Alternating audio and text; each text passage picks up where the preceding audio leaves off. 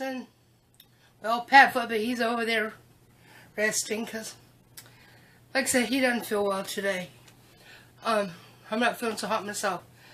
I know quite a few people, and especially Johnny Tez, have asked me what some of my favorite horror films are.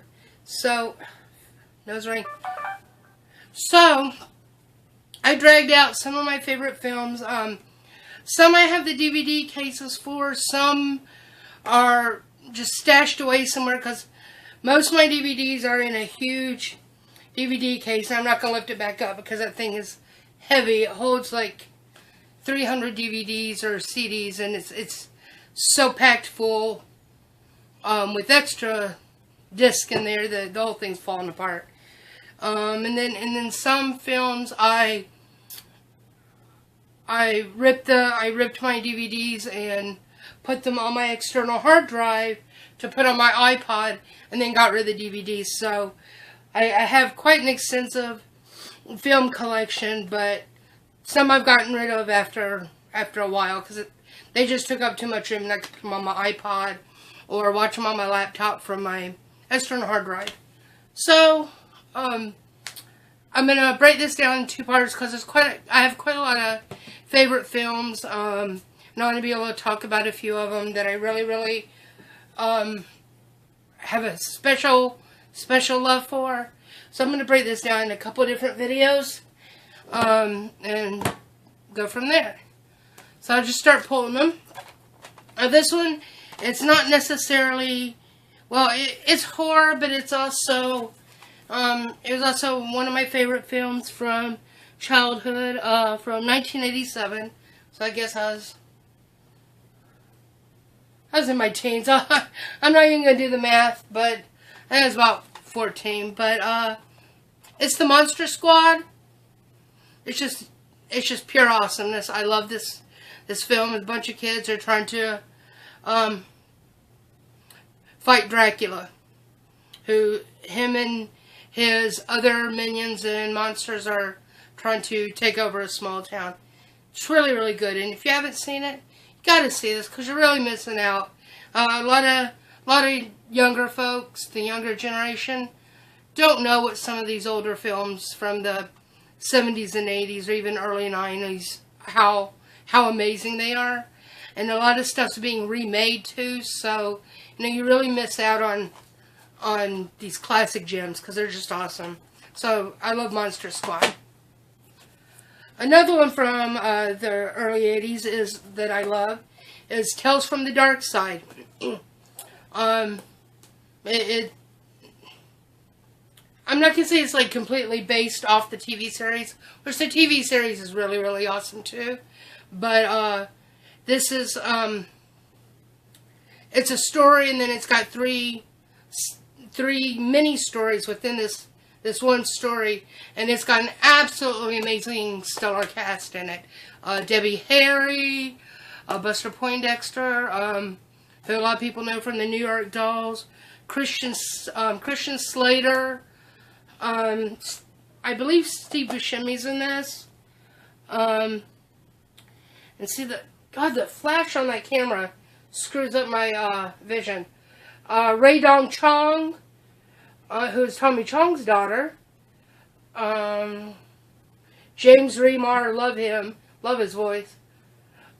David Johansen, that's Buster Poindexter's real name, who's in this. But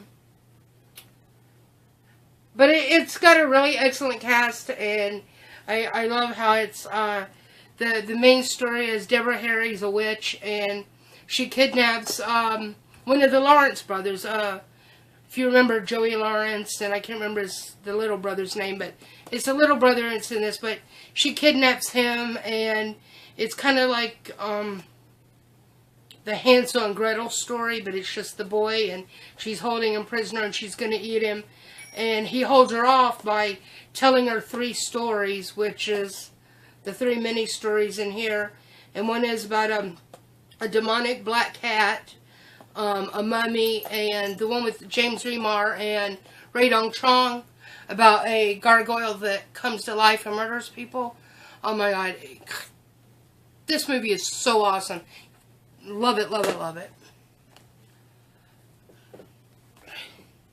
And this one is kind of dirty, so I don't know if you can see. I don't know how it got so dusty, but I have a huge thing for foreign cinema, especially the horror stuff. The Spanish, Hispanic, and Asian foreign horror films are amazing. So I have included in one of my favorites, Pan's Labyrinth. I think most people have seen this by now. And if you haven't, even if you don't like subtitle films, this is so worth the watch. I love subtitle films and TV series. I know a lot of people don't. But this story and the beautiful imagery in it and everything, it just, and the dark violence in it, it really makes it worth the subtitles, even if you don't like them. But it's really, really good. One of my favorites because, whoops, tearing it up, because of how I grew up on classic films. I loved the old black and white horror films, you know, back from the silent films like Nosferatu and the earlier stuff with Bela Lugosi, Lon Chaney, Peter Cushing, all the way up to like the Hammer films with Christopher Lee. I'm a huge Christopher Lee fan. But one of the earliest horror films out there that was really, really excellent, which would be more excellent if there was not over an hour's worth of footage that has gone missing, making this extremely short, but still very awesome and powerful. It's 1932's Todd Browning's Freaks, which the cast is the majority of the people in the film were really sideshow freaks back in the day. Many of them, the characters on the recent season of American Horror Story Freak Show, a lot of the characters are based on some of the characters from this film too. Really, really good. Black and white film. Love classic horror. Sleep Stalker. It took me a long time, years ago, to find this on DVD. It's another like mid to late 80s film. I can't remember his name. Let's see. Jay Underwood? That's his name. His parents are killed by this Sandman character, and he gets sent to death row, and somehow he, with the help of some satanic priest or something, gains some magic power, and he gets out of prison to go after this boy who's now grown up. It's a really weird film, but I really, really like it. I don't even know if this DVD is around anymore, but I'm sure if you look around online, you could probably find it. Let's see. Now, I used to be a huge Angelina Jolie fan, but then she just became a big hypocrite, and she just got weirder and weirder, and then she became like the octomom of the celebrity world. I just lost respect for her over the years. But I do like some of her older films. And two that I wanted to include in my list of horror films is Bone Collector and Taking Lives. And actually the Taking Lives is the unrated director's cut. Just because it's got a more graphic sex scene. And a little bit more blood and gore. But both of these are really, really excellent. And my dad used to steal these DVDs all the time because he loved these films too. So they're really good. And a couple I have, one I've got the DVD case for, the other one I don't know where it is, but two Roman Polanski films. Can't come right now. Rosemary's Baby with Mia Farrow, and Ninth Gate with Johnny Depp and Frank Langella. I've been in love with Frank Langella since I was 6 years old. I will pull another DVD here in a bit and tell you why I love Frank Langella, but both films, weird as hell, freaky as hell, but I love them. Rosemary's Baby is one of my favorite. I will watch it like a million times in a month, over and over. I have since I was a little girl. I love that one. A couple I found my DVD cases. Some I couldn't, but I'm a huge Stephen King fan. Been reading his books ever since I was like in maybe 1st or 2nd grade. I think my first one was Carrie or The Shining. Not sure, but the 2 DVDs I could find, I have Thinner and Stephen King's Rose Red. Love. And some of the other Stephen King films I have on my external hard drive that are favorites, which this is not a complete list. If there's a Stephen King film out there, I like most of them. Wasn't a big fan of like The Stand or The Langoliers, stuff like that. But I'm more of like the more gritty horror stuff. But some of his other favorites, Silver Bullet, Cat's Eye, Carrie, Salem's Lot, The Shining, Pet Sematary, the first one. That other one was garbage. Misery, Firestarter. The first 2 of the 3 Creep shows. The third one, nah. The first 2, love. And Dolores Claiborne. I love Kathy Bates in Stephen King films. Oh, and It. Can't forget It. Love me some Tim Curry. And I can't think of all the Stephen King stuff that I like, but if it's a Stephen King horror film, I'm gonna love it.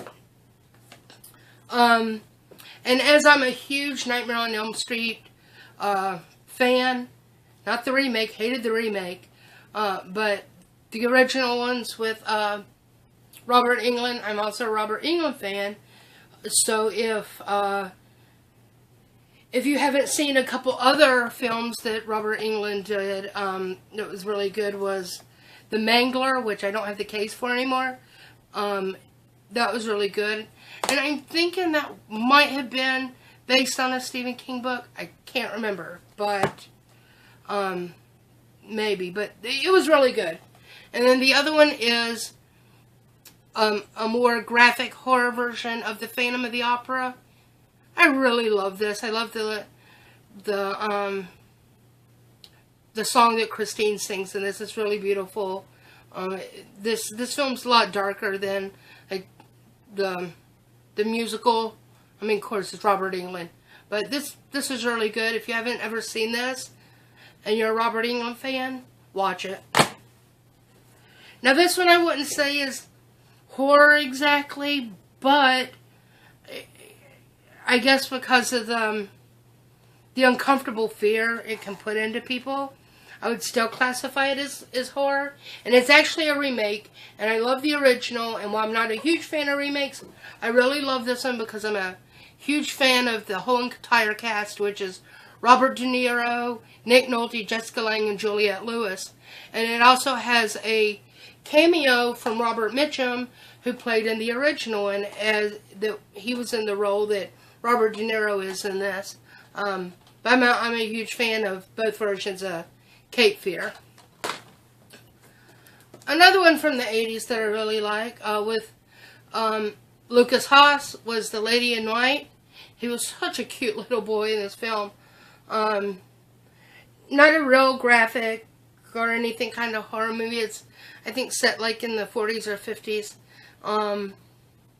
This little boy encounters a ghost of a raped and murdered little girl at his school when he accidentally got locked in the coat closet, and he kind of like bonds with the ghost of this little girl, and he sets out to find out what happens to her, and when he does, it's like a complete blow to his entire family.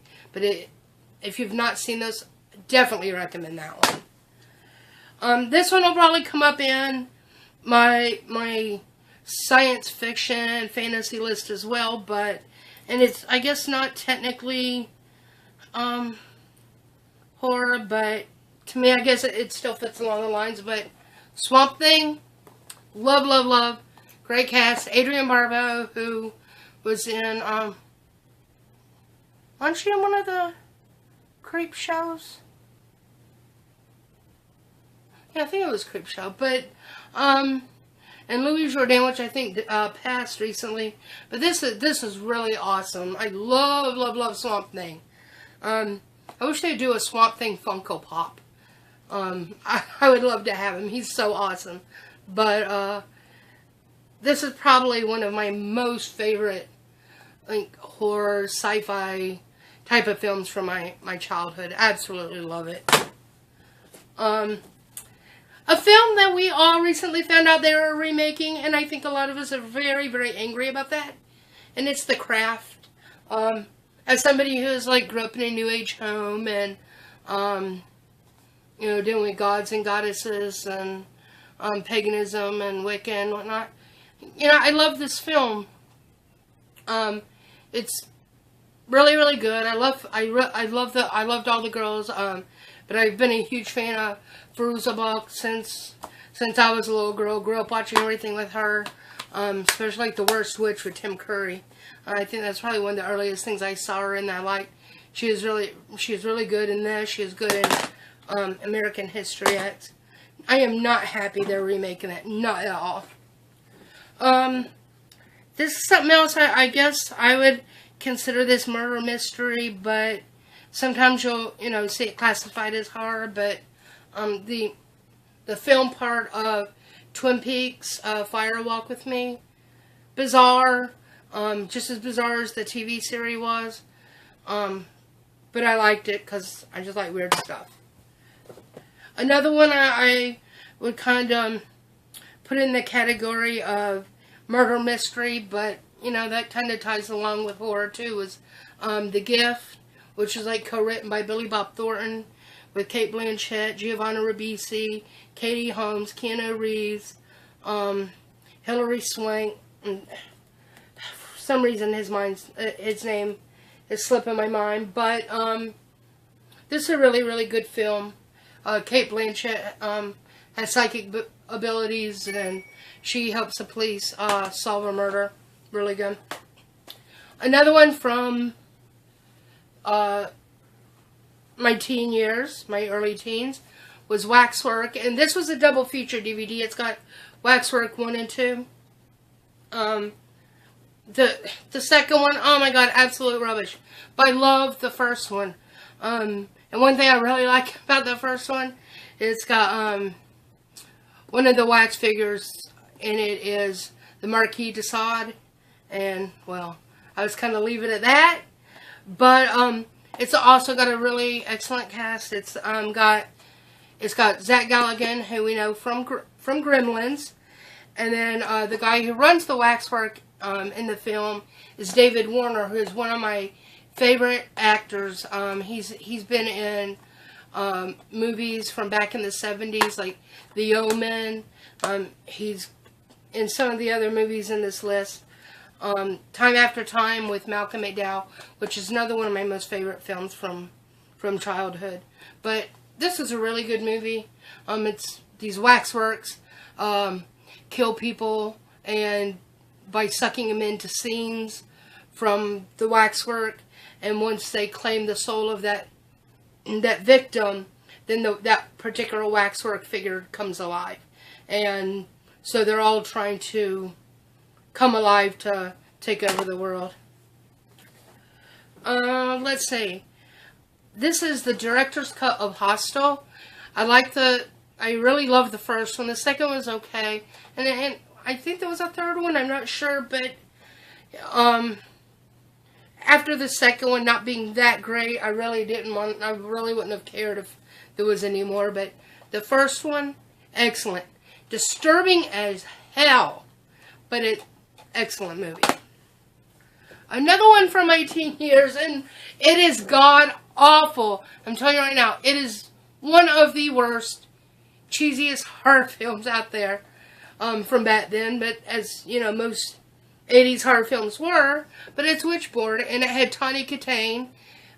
She had dated the singer for Whitesnake back in the day. She gets possessed by using a Ouija board, but it's an awful film, but I love it. I can't help it. I love cheesy horror films. Okay. So I'm going to pull those last. Alright.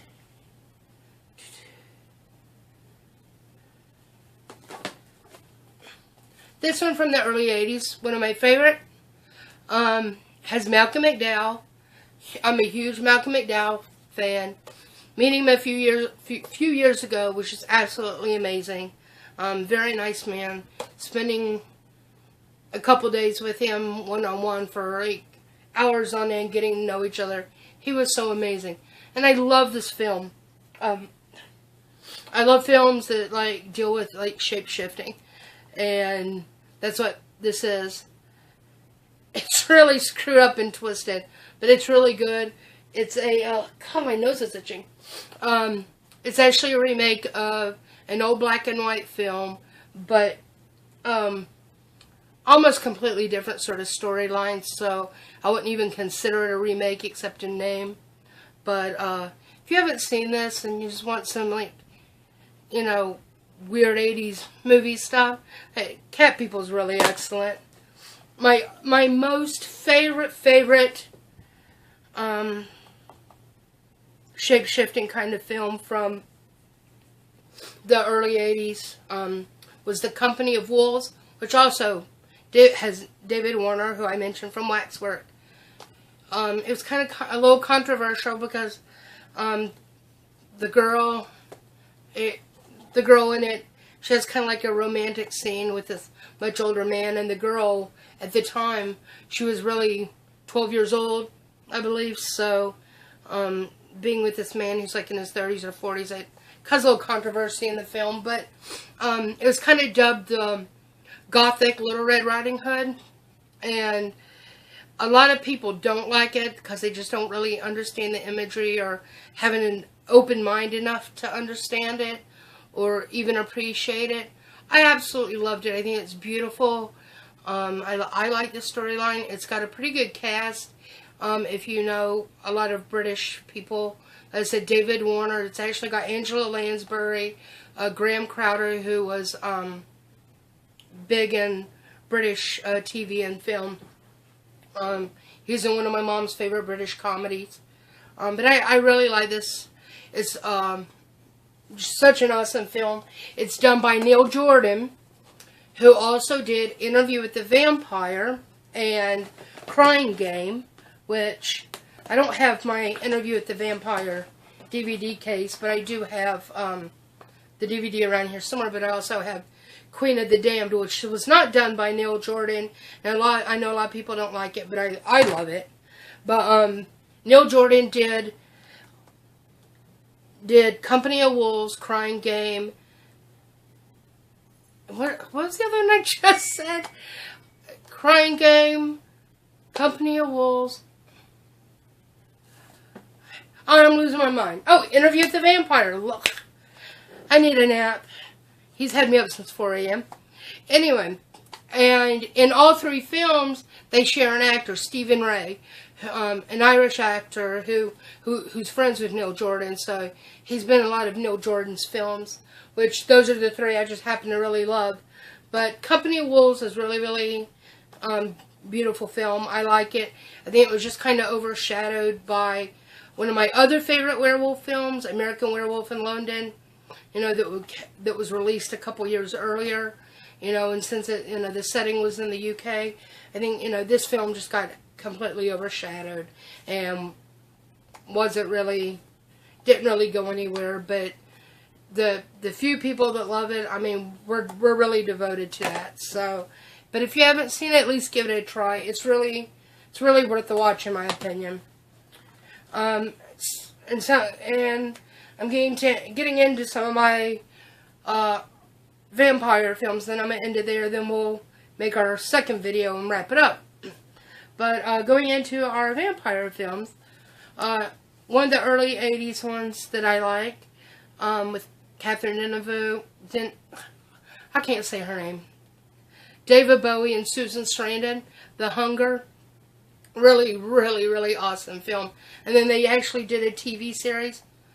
Not really anything like the film, but I have watched most of the episodes, and I think they have the TV series on Netflix or Hulu or one of those. But the original film, The Hunger with David Bowie, amazing film. Just who doesn't love some David Bowie? And I'm going to go kind of backwards here. This is kind of where I left off with my interest in vampire films, because I just think a lot of them nowadays aren't as great as they were from like the 90s back. So my two favorite 90s ones is Bram Stoker's Dracula with Gary Oldman, and God, which he kind of looks like how he did in Harry Potter Sirius Black. I mean, he just, them sideburns, he's so dishy. He just makes me swoon. And then we got From Dusk Till Dawn. I didn't like the remakes or all that, but the original one with George Clooney and Quentin Tarantino and Juliette Lewis and Harvey Keitel, Tom Savini. Excellent cast, and I don't see how anyone can not love this film. It's absolutely amazing. And then back even further, from the 80s, we got the original Lost Boys. I have the other Lost Boys film, The Lost Tribe or something, and it was absolute rubbish, but you can't outdo a classic like The Lost Boys. And then when I mentioned earlier, from the ninth grade, about Frank Langella, my mom took me to see this when I was 6 years old, at the cinema when it came out in 1979, which is why what started me off on vampire films. I mean, I had seen, the classic black and white and films and whatnot, but Dracula, 1979 with Frank Langella, when I was 6 years old, beautiful, absolutely the best one I've seen. Absolutely love this one. It's a little different retelling of the original story. This was actually a play, and then they adapted it for film, and they asked Frank Langella if he would reprise his role, because he was in the play as Dracula. They asked him to reprise his role for the film, which he wanted to do, and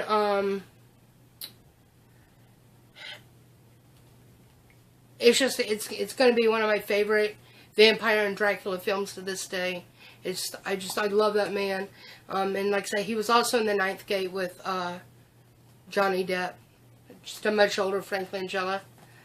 So, we're going to end that there, and we'll be back, and we're going to do a part 2 of Candace's favorite horror films. Peace out.